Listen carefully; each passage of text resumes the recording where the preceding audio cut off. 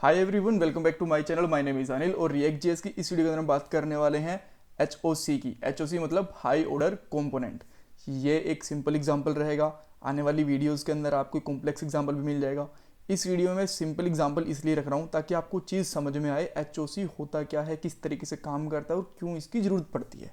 Otherwise अगर मैंने directly complex example इसमें लगा दिया तो हो सकता है आप कंफ्यूज हो जाओ या फिर आपका इंटरेस्ट खो दो इसके अंदर कि छोड़ो यार एचओसी छोड़ते हैं, राइट। सो स्टार्ट करते हैं।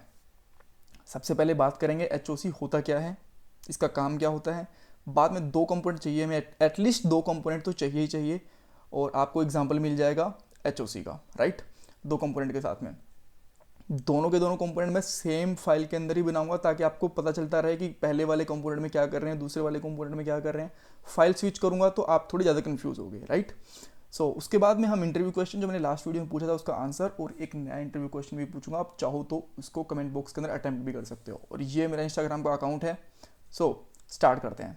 सबसे पहला क्वेश्चन, पहले थ्योरेटिकल पार्ट में बताते हैं एचओसी होता क्या है। High order component. देखो, हाई ऑर्डर कंपोनेंट की सबसे सिंपल डेफिनेशन ये है कि एक कंपोनेंट जो एक दूसरे कंपोनेंट को एज एन प्रोप्स लेता हो और एक अलग से कंपोनेंट रिटर्न करता हो, राइट। यानी कि एक सिंपल कंपोनेंट होगा जो कंपोनेंट ही एज एन इनपुट लेगा और कंपोनेंट ही एज एन आउटपुट देगा, राइट। ये एक एचओसी होता है। सिंपल डेफिनेशन समझ में आ गई। अब आते हैं एग्जांपल के ऊपर जो कि ज़्यादा इंपॉर्टेंट है। ये मेरा आउटपुट स्क्रीन और ये मेरा कोड। सबसे पहले मैं यहाँ पे एक सिंपल कंपोनेंट बनाता हूँ। ये नॉर्मल कंपोनेंट रहेगा, राइट। इसका नाम रख लेता हूँ, लेट से मैं काउंटर, राइट।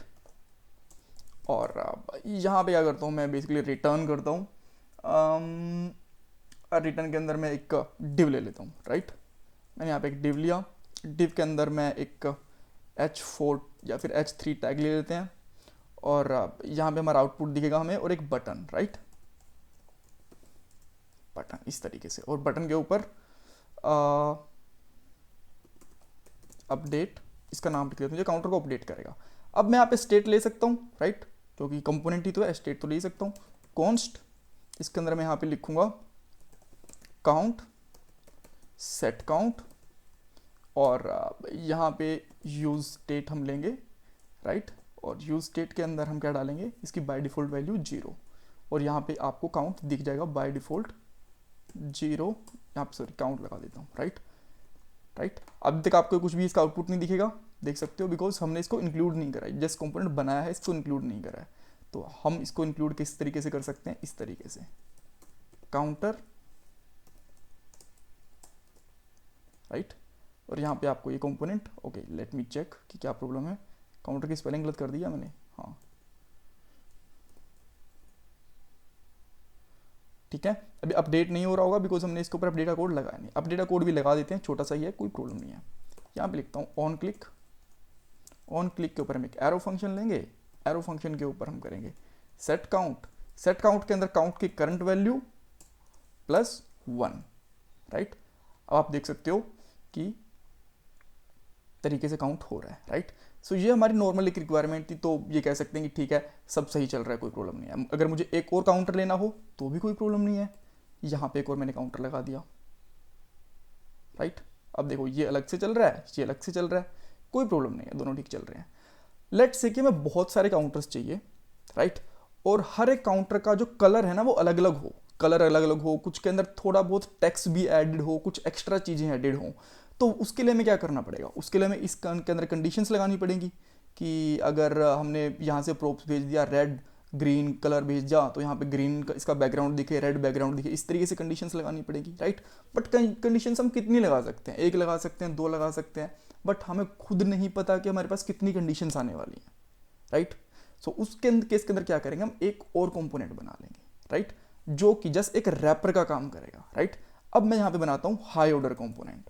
फंक्शन HOC का मैं नाम रखता हूँ, राइट। और इसको मैं यहाँ पे रिटर्न करता हूँ। रिटर्न के अंदर मैं क्या करूँगा, यहाँ पे एक नॉर्मल मैं H2 टैग ले लेता हूँ, राइट। और H2 टैग के अंदर मैं यहाँ पे सिंपल लिख देता हूँ रेड काउंटर। रेड काउंटर लिख सकता हूँ उसके ऊपर।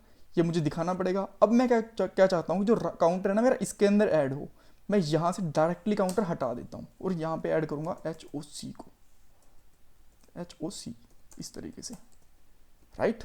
HOC हमारा आ गया और अब आपको HOC के अंदर क्या दिख रहा है, रेड काउंटर।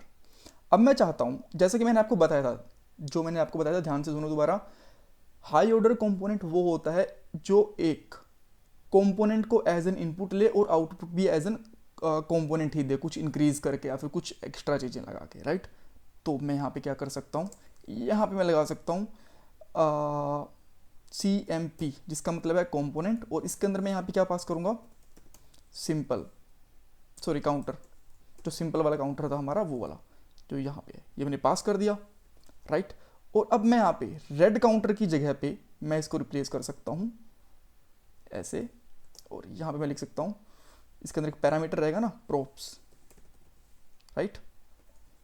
तो मैं यहाँ पे लिखूंगा प्रोप्स डॉट काउंटर, और ये इस तरीके से यहाँ पे बंद हो गया, right. Just let me refresh it, okay, just give me moment कि क्या प्रॉब्लम हुई है। यस, एक्चुअली मुझे यहाँ पे काउंटर नहीं CMP लगाना है, बिकॉज हमारा यहाँ पे हमने काउंटर को CMP लिया था, राइट, CMP, ठीक है। और अब देखो, अभी काउंटर तरीके से काम कर रहा है। अब जैसा मैंने यहाँ पे लिखा था कि मैं इसको रेड काउंटर बनाना चाहता हूँ, तो मैं क्या करूँगा, यहाँ पे style equal to background colour, double brackets लूँगा, बैकग्राउंड कलर रेड, राइट। और ये हमारा रेड काउंटर बन गया। अब मैं थोड़ी इसकी हाइट विथ भी दे देता हूँ, इसकी विथ दे देता हूँ, विथ लेट्स से 100 पिक्सल, बन गया, तरीके से काम कर रहा है। और इसका मैं अब HOC की जगह पे इसका नाम मैं लिख देता हूँ यहाँ पे HOC रेड, और यहाँ पे इसको मैं इस तरीके से यूज़ कर सकता हूँ, राइट। अब देखो हमारा काउंटर है, काउंटर के लिए कलर के लिए हमने just let me refresh it, refresh की वजह से प्रॉब्लम हो जाती है, ठीक है, सही तरीके से काम कर रहा है। तो एक हमने यहाँ पे बना दिया HOC रेड करके काउंटर, जो इस काउंटर को रेड रैपर, एक रैपर दे देना रेड कलर का, वो दे रहा है। अब मान लो मुझे एक जगह पे ग्रीन काउंटर की जरूरत है, तो मुझे कुछ नहीं करना, बस सिंपली यहाँ पे मैं लिख दूंगा ग्रीन, राइट, और यहाँ पे लिख देता हूँ ग्रीन। कंपोनेंट हमारा सेम का सेम रहेगा, इसके अंदर से हम एक और यहाँ पे कंपोनेंट कॉल कर सकते हैं इस तरीके से, राइट। अब आपके सामने एक नहीं दो काउंटर चल रहे हैं, एक ग्रीन हो गया, एक रेड हो गया, राइट। इसी तरीके से एक और भी बना सकते हो, लेट से आपको बनाना है यहाँ पे ब्लू, पूरा RGB बना देते हैं,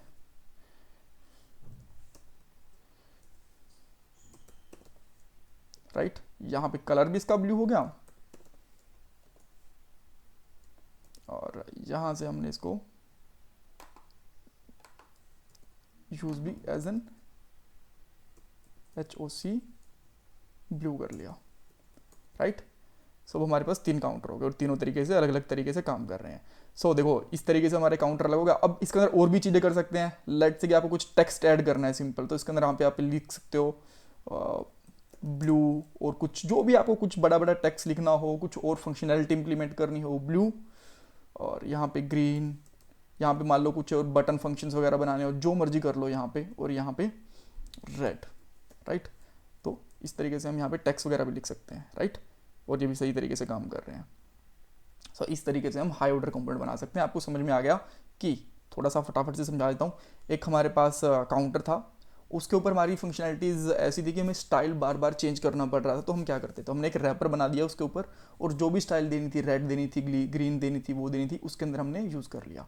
और जो वो हमारे रैपर थे वो एज अ जो फंक्शन था, कंपोनेंट था, उसको एज एन पैरामीटर लेते थे, और एज एन पैरामीटर ही उसको कंपोनेंट एज ही रिटर्न कर देते थे, राइट, कुछ एक्स्ट्रा फीचर्स उसमें ऐड करके। सो ये होता है बेसिकली हमारा HOC high order component, right. Last video के अंदर मेरा क्वेश्चन था कि लेट से कि एक कंपोनेंट के अंदर दो फील्ड्स स्टेट के थ्रू हैंडल हो रही हैं, दो फील्ड रेफ के थ्रू हैंडल हो रही हैं, तो हम उसको कंट्रोल्ड कंपोनेंट बोलेंगे, अनकंट्रोल्ड कंपोनेंट बोलेंगे। उसको हम बोलेंगे अनकंट्रोल्ड कंपोनेंट, क्योंकि वो थोड़ा सा तो अनकंट्रोल हो ही है ना, जब अनकंट्रोल हो गया तो फिर से कंट्रोल कह ही नहीं सकते। तो इसीलिए चाहे छोटी सी भी चीज़ हो उसके अंदर जहाँ पे रेफ यूज़ हो गया और या फिर डोम यूज़ हो गया, वो हमारा अनकंट्रोल्ड कंपोनेंट के अंदर आता है, राइट। इस वीडियो के अंदर मेरा क्वेश्चन है कि आपने कहीं पे पहले HOC को यूज़ करा है, या फिर आप कोई और एग्जाम्पल बताओ जहाँ पे आप HOC यानी कि हाई ऑर्डर कंपोनेंट को यूज़ कर सकते हो, right. Thanks for watching this video. Channel को सब्सक्राइब करना बिल्कुल मत भूलना, और ये मेरा इंस्टाग्राम अकाउंट है, वीडियो को लाइक कर दिया करो please. Bye bye, take care.